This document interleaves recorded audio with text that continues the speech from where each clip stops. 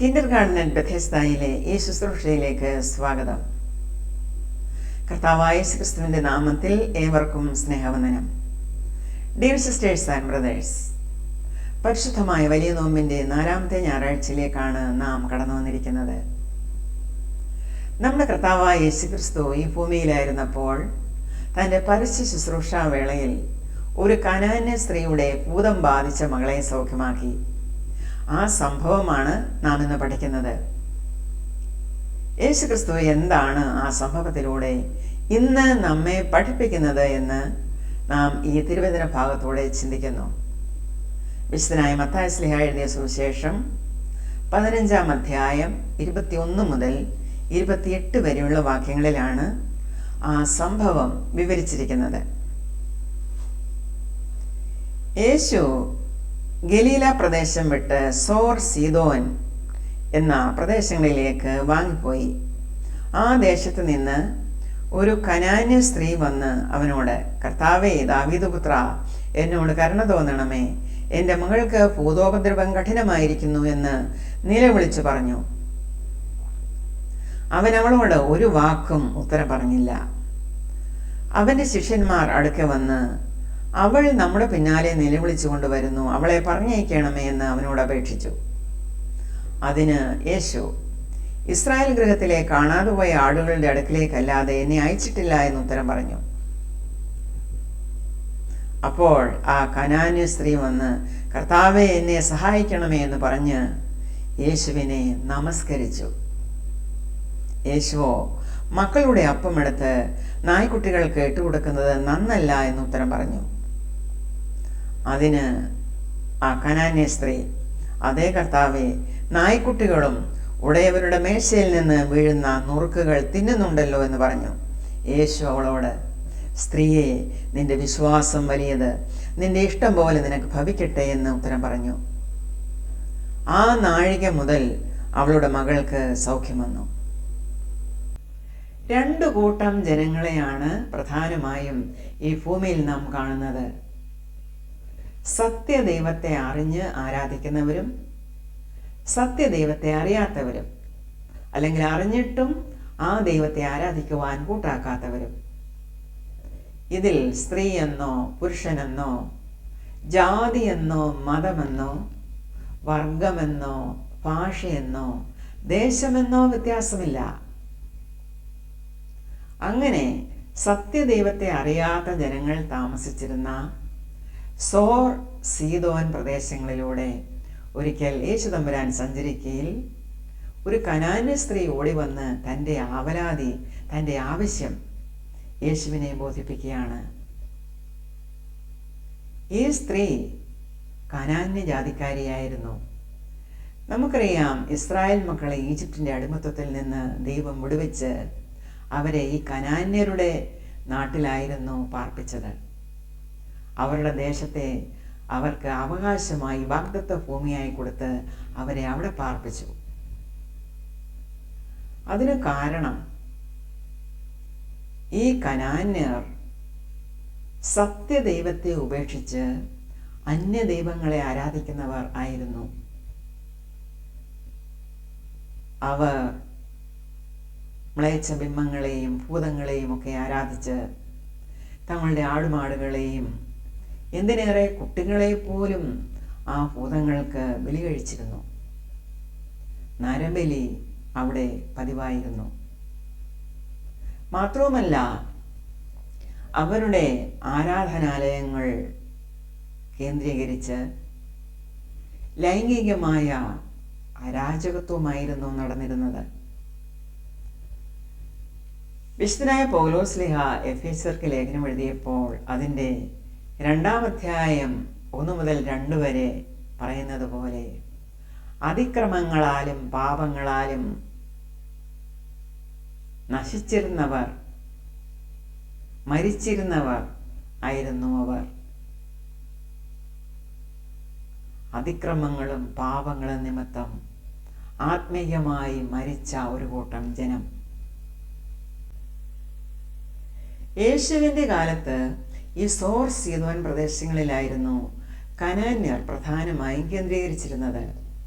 അതിനാൽ തന്നെ അവരുടെ ദേശങ്ങളെ വിജാതിയരുടെ പ്രദേശങ്ങളായി ഇസ്രായേൽ അഥവാ യഹൂദന്മാർ ഗണിച്ചിരുന്നു. ഇന്ന് അത് ലെബനന്റെ പ്രദേശങ്ങളാണ്. മെഡിറ്ററേനിയൻ കടലിനോട് ചേർന്നുള്ള തീരദേശങ്ങൾ, ടയർ ആൻഡ് സൈഡൺ. ആ കനാന്യ സ്ത്രീയെ സിറോ ഫിനീഷ്യൻ വുമൺ എന്ന് അതിനാലാണ് നാം വിളിക്കുന്നത്. ഈ ജാതികളുടെ മ്ലേച്ഛതകൾ നിമിത്തം യഹൂദന്മാർ അവരെ വെറുത്തിരുന്നു. അവർ തമ്മിൽ കാണുന്നത് വഴക്കുണ്ടാക്കുവാനും യുദ്ധം ചെയ്യുവാനുമായിരുന്നു.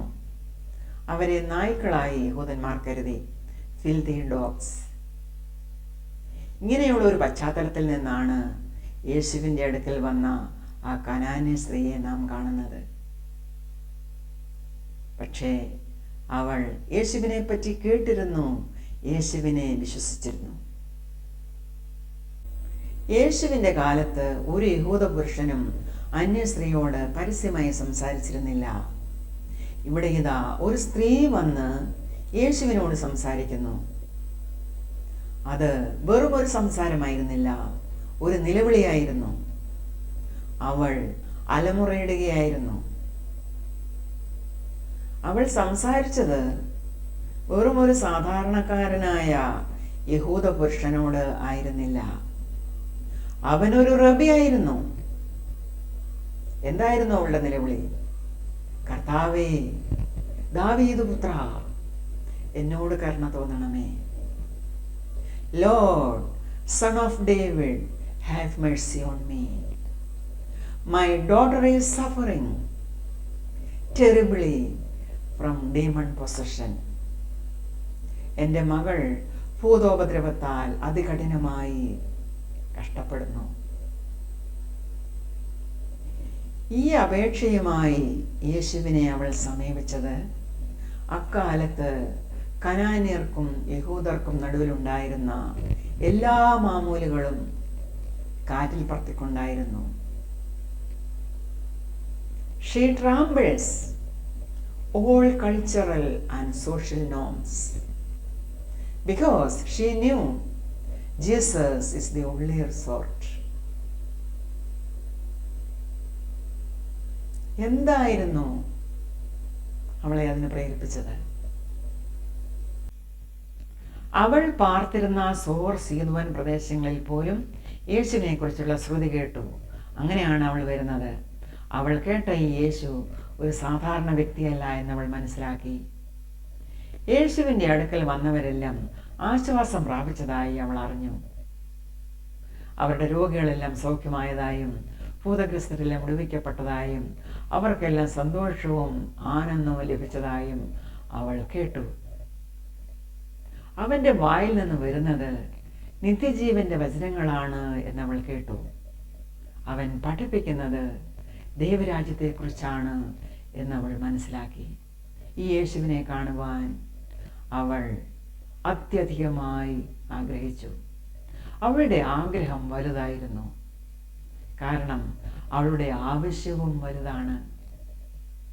തൻ്റെ ഏക മകൾ ഭൂതബാധയാൽ കഷ്ടപ്പെടുന്നത് ഇനി അവൾക്ക് സഹിക്കുവാൻ വയ്യ. എങ്ങനെയെങ്കിലും തൻ്റെ മകൾക്ക് സൗഖ്യം വേണം. She knew Jesus is her last resort. യേശുവിനെ കാണുവാൻ അവൾ പ്രതീക്ഷിച്ചിരിക്കുകയായിരുന്നു. അപ്പോഴാണ് ആ പ്രദേശത്തോട് യേശു കടന്നു പോകുന്നതായി അവൾ കേട്ടത്. അവൾ നിലവിളിച്ചു കൊണ്ടോടുകയാണ്, കർത്താവേ, ദാവീദ് പുത്ര. യേശുവിനെ പറ്റി കേട്ടിരുന്ന അവൾ അവനെ തൻ്റെ കർത്താവായി സ്വീകരിച്ചു കഴിഞ്ഞിരുന്നു. ഇനി തൻ്റെ ജീവിതത്തിൻ്റെ കർത്താവ് യേശുവാണ് എന്ന് അവൾ ഉള്ളിൽ തീരുമാനിച്ച് ഉറപ്പിച്ചിരുന്നു. അതുകൊണ്ടാണ് യേശുവിനെ കണ്ട മാത്രയിൽ കർത്താവേ എന്ന് വിളിച്ചത്. യേശുവിനെ പറ്റി കേട്ടിരുന്ന അവൾ മറ്റൊരു ടൈറ്റിൽ കൂടെ യേശുവിനെ കൊടുക്കുകയാണ്. ദാവീദ് പുത്ര എന്നാണ് യേശുവിനെ വിളിക്കുന്നത്. ദാവീദ് ഇസ്രായേലിലെ പ്രഗത്ഭനായ രാജാവായിരുന്നു. അവൾ കേട്ടിടത്തോളം ദാവീദിന്റെ സിംഹാസനത്തിലിരുന്ന് ഭരിക്കുവാൻ ഒരു രാജാധിരാജൻ ഈ ഭൂമിയിൽ വരുന്നു എന്ന് അവൾ അറിഞ്ഞിരുന്നു. ആ ഒരു ഉൾക്കാഴ്ചയാണ് അവൾക്കുണ്ടായിരുന്നത്. ഒരു രാജാവിൻ്റെ ശക്തി, അധികാരം, മഹത്വം ഇതെല്ലാം അവൾ യേശുവിൽ ദർശിച്ചു. യേശുവിനെ വിളിക്കുകയാണ് കർത്താവേ, ദാവീദ് പുത്ര എന്ന്. ഇനി നമുക്ക് നോക്കാം ആ കനാന്യ സ്ത്രീയുമായുള്ള ബന്ധത്തിൽ എന്തെല്ലാമാണ് യേശു അവിടെ പറഞ്ഞിരിക്കുന്നതായി വിശുദ്ധനായ മത്തായി ശ്ലീഹ രേഖപ്പെടുത്തിയിരിക്കുന്നത് എന്ന്. യേശുവിൻ്റെ പിന്നാലെ സങ്കടവുമായി നടന്ന ആ സ്ത്രീയോട് വേഴ്സ് 23 പറയുന്നു, Jesus did not answer a word. So his disciples came to him and urged him, send her away, for she keeps crying out after us. നമ്മുടെ പിന്നാലെ നിലവിളിച്ചുകൊണ്ട് നടക്കുന്ന ഈ സ്ത്രീയെ പറഞ്ഞയക്കണമേ എന്ന് ശിഷ്യന്മാർ യേശുവിനോട് പറഞ്ഞു. ശിഷ്യന്മാർ പറഞ്ഞതിനെ സപ്പോർട്ട് ചെയ്യുന്നു എന്ന് നമുക്ക് തോന്നുന്ന തരത്തിൽ Jesus answered, I was sent only to the lost sheep of Israel. Israel ഗൃഹത്തിലെ കാണാതെ പോയ ആടുകളെ തിരക്കിയാണ് ഞാൻ വന്നിരിക്കുന്നത് എന്ന് യേശു പറയുന്നു. ഇത് കേട്ട സ്ത്രീ, she came and knelt before Jesus and said, lord help me. വീണ്ടും വിളിക്കുകയാണ്, കർത്താവേ സഹായിക്കണമേ. യേശു ഉത്തരം പറയുന്നു, it is not right to take the children's bread and toss it to their dogs. ഭൂമിയിലുള്ള ഏതെങ്കിലും ഒരു പിതാവ് മക്കളുടെ അപ്പം എടുത്ത് വീട്ടിലെ പട്ടികളുടെ മുമ്പിലേക്ക് ഇട്ട് കൊടുക്കുമോ എന്ന്? ഒരിക്കലും ചെയ്യില്ല. അത് മക്കൾക്കുള്ള ആഹാരമാണ്. അത് മക്കൾക്ക് കൊടുക്കുവാനാണ് പിതാവിൻ്റെ ഇഷ്ടം. ഒരിക്കലും അത് പട്ടിയുടെ മുമ്പിൽ ഇട്ട് കൊടുക്കില്ല. ഇത് കേട്ട സ്ത്രീ പറയുകയാണ്, yes Lord, but even the dogs eat the crumbs that fall from their master's table. വീട്ടിലെ നായ്ക്കുട്ടികളും യജമാനന്മാരുടെ മേശയിൽ നിന്ന് വീഴുന്നതാണല്ലോ ഭക്ഷിക്കുന്നത്. ഇത് കേട്ട യേശു ഉത്തരം പറഞ്ഞു, സ്ത്രീയെ, നിന്റെ വിശ്വാസം വലുത്. Woman, you have great faith. Your request is granted. And her daughter was healed from that very hour. മത്തായി ശ്ലീഹ അതാണ് രേഖപ്പെടുത്തിയിരിക്കുന്നത്. ആ നാഴിക മുതൽ അവളുടെ മകൾക്ക് സൗഖ്യം വന്നു. ആ സ്ത്രീയുടെ വിശ്വാസം യേശു മനസ്സിലാക്കി. സ്ത്രീയെ, നിന്റെ വിശ്വാസം വലിയത് എന്ന് യേശു പറഞ്ഞു. ഈ തിരുവചന ഭാഗം പല സത്യങ്ങളിൽ നിന്ന് നമ്മെ പഠിപ്പിക്കുന്നു. ഒന്നാമതായി, ജീവനുള്ള സത്യദൈവത്തെ പരിചയമില്ലാതിരുന്ന കനാന്യ സ്ത്രീ യേശുവിനെ പറ്റി കേട്ടത് മുതൽ അവനിലുള്ള വിശ്വാസത്തിൽ വളരുവാനും ആ യേശുവിനെ തൻ്റെ കർത്താവായി സ്വീകരിക്കുവാനും ഇടയായി. രണ്ടാമതായി, യേശു ദാവീദിൻ്റെ സിംഹാസനത്തിൽ രാജാവായി വാഴുവാൻ പോകുന്നുവെന്ന ഉൾക്കാഴ്ച അവൾക്കുണ്ടായി. മൂന്നാമതായി, തൻ്റെ ഭൂതഗ്രസ്തയായ മകളുടെ വിടുതലിനായി അവൾ യേശുവിനെ സമീപിച്ചപ്പോൾ അവിടെ നടന്ന സംസാരങ്ങളൊന്നും അവളെ വിശ്വാസത്തിൽ നിന്ന് പിന്തിരിപ്പിച്ചില്ല. നാലാമതായി, ഒടുവിൽ, സ്ത്രീയെ, നിൻ്റെ വിശ്വാസം വലിയത് എന്ന യേശുവിൻ്റെ ആ കമൻ്റ് കേൾക്കുവാൻ അവൾക്കിടയായി. ഇവിടെ പ്രധാനമായും നാം മനസ്സിലാക്കേണ്ടത്, സത്യദൈവത്തെ പരിചയമില്ലാത്തവർക്ക് യേശുവിനെ കാണിച്ചു കൊടുക്കുവാനുള്ള നമ്മുടെ ഉത്തരവാദിത്തമാണ്. കൊയ്ത്തിനായി വെളുത്തിരിക്കുന്ന വയലുകളാണ് അവർ. ഈ സത്യദൈവത്തെ ആര് ഞങ്ങളോട് പറയും? ഞങ്ങൾ ഈ യേശുവിനെ എവിടെ നിന്നാണ് കേൾക്കേണ്ടത് എന്ന് ആഗ്രഹത്തോടെ പ്രതീക്ഷിച്ചിരിക്കുന്ന ഒരു ജനസമൂഹം നമുക്ക് ചുറ്റുമുണ്ട് എന്ന സത്യം നാം ഒരിക്കലും മറന്നു പോകരുത്. ദൈവം മനുഷ്യവേഷത്തിൽ യേശുക്രിസ്തുവായി നമ്മുടെ മുമ്പിൽ നിൽക്കുമ്പോൾ അത് മനുഷ്യരാശിയോടുള്ള ദൈവത്തിൻ്റെ മഹാസ്നേഹമാണ്. അവിടെ വേർതിരിവില്ല. ഉയർന്നവനെന്നോ താണവനെന്നോ ഇല്ല. എല്ലാവരുടെയും രക്ഷകനാണ് യേശുക്രിസ്തു.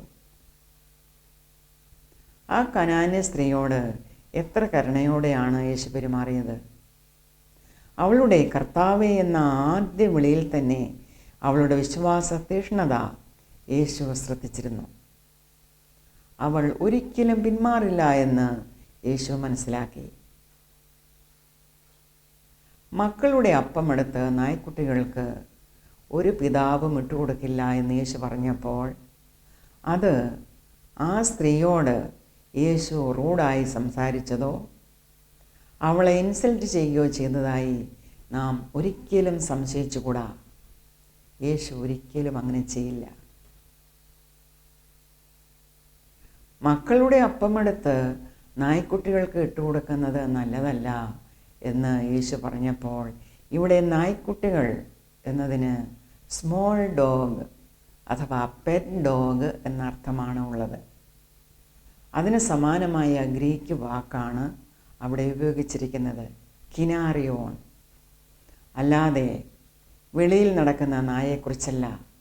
അതിനുള്ള ഗ്രീക്ക് വാക്ക് ക്യുവോൺ ആണ്. നമുക്കറിയാം, നമ്മുടെ പെറ്റ് ഡോഗിനെയും കുട്ടികളെയും ഒരുപോലെ കരുതുന്നവരാണ് നാം.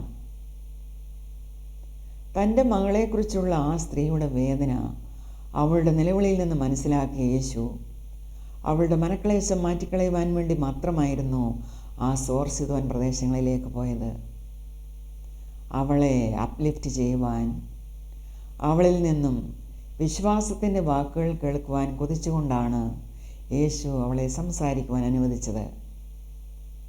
താൻ ദീർഘനാളായി കാണുവാൻ കൊതിച്ചിരുന്ന ആ യേശുവിനോട് പെറ്റ് ഡോഗ്സിൻ്റെ കാര്യത്തെപ്പറ്റിയാണെങ്കിലും പരസ്പരം സംസാരിക്കുവാൻ ഒരവസരമാണ് അവൾക്ക് കൈവന്നത്.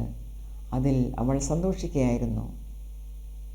ഇത്രയും സമയം യേശുവിനോടൊപ്പം ചേർന്ന് നിൽക്കുവാൻ പറ്റിയല്ലോ എന്നോർത്ത്. പ്രധാനപ്പെട്ട ഒരു കാര്യം ഇവിടെ നാം മനസ്സിലാക്കേണ്ടത്, യേശുവിനെ വിശ്വസിച്ച് കടന്നു വരുന്നവരോട് യാതൊരു വിവേചനവും കാണിക്കാതെ തന്നോടൊപ്പം മേശയിൽ പന്തിക്കിരുത്തുവാനാണ് യേശു വന്നത്. ഇക്കാര്യം അന്ന് യേശുവിനോടൊപ്പം കൂടി നിന്നവരും ഇന്ന് ഈ വചനഭാഗം പഠിക്കുന്ന നാം ഓരോരുത്തരും മനസ്സിലാക്കുവാൻ യേശു ആഗ്രഹിക്കുന്നു. അന്ന് അവരെപ്പറ്റി യേശു അങ്ങനെ ആഗ്രഹിച്ചു. ഇന്ന് നമ്മെപ്പറ്റി അതാണ് യേശു ആഗ്രഹിക്കുന്നതും. യേശുവിൻ്റെ കാലത്തെ യഹൂദന്മാർക്ക് ജാതികളോട് ഒരു പുച്ഛഭാവം, ഒരു അസഹിഷ്ണുതയാണ് അന്നുണ്ടായിരുന്നത്. തങ്ങളാണ് ദൈവത്താൽ തിരഞ്ഞെടുക്കപ്പെട്ടവർ എന്ന് അവർ അഹങ്കരിച്ചിരുന്നു. എന്നാൽ ഈ തിരഞ്ഞെടുപ്പ് ഒരു ഉത്തരവാദിത്വമാണ് എന്നവർ മനസ്സിലാക്കിയില്ല.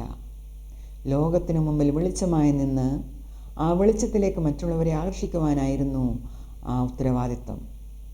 അല്ലാതെ തങ്ങൾക്ക് ലഭിച്ച ചെങ്കോലും കിരീടവും സിംഹാസനവും മറ്റുള്ളവരെ താഴ്ത്തിക്കാണാനുള്ള ഉപകരണങ്ങളാക്കുവാനല്ല.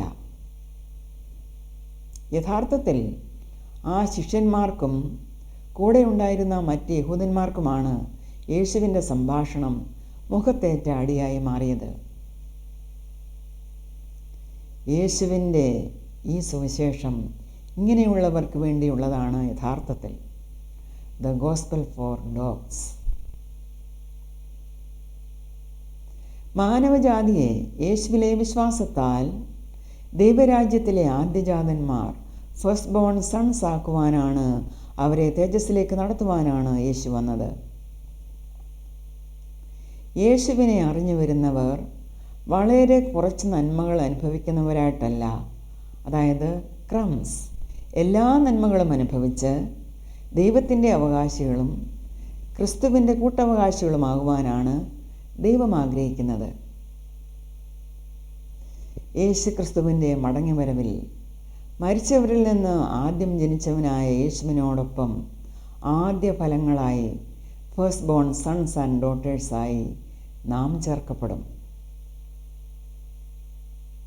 യേശുവിൽ ഒരു രാജാവിൻ്റെ ശക്തി അധികാരങ്ങൾ കണ്ട ആ കനാന്യ സ്ത്രീ കർത്താവിൻ്റെ ദൗത്യത്തിൻ്റെ മുൻഗണനയെ മാനിക്കുന്നതായി നമുക്ക് കാണുവാൻ കഴിയും.